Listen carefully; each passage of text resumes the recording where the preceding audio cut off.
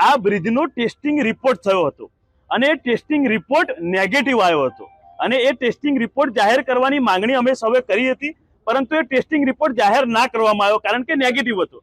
હવે તમે વિચાર કરો કે આ રાજ્યમાં ટેસ્ટિંગ રિપોર્ટ નેગેટિવ બ્રિજનો આવતો હોય અને એ બ્રિજને સતત તમે 3 વર્ષ સુધી ચાલુ રાખો। ટેસ્ટિંગ રિપોર્ટ જો નેગેટિવ આવે તો તાત્કાલિક એને બંધ કરી દેવો જોઈએ અને એને સમારકામ નહીં પરંતુ એને નવો બનાવવો જોઈએ, પરંતુ છતાંય આ ભ્રષ્ટ અધિકારીઓ તેમજ ભ્રષ્ટ શાસને આ બ્રિજને ચાલુ રાખ્યો અને આજે મુજપુર ગંભીરા બ્રિજ એ મોતનો બ્રિજ સાબિત થયો છે।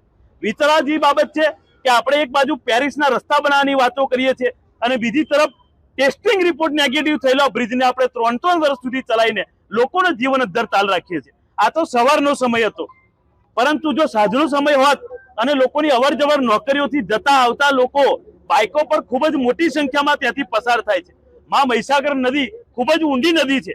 આવી જગ્યાએ જો સાંજના ટાઈમે આ બનાવ બન્યો હતો, અતિ ગંભીર બનાવ બન્યો।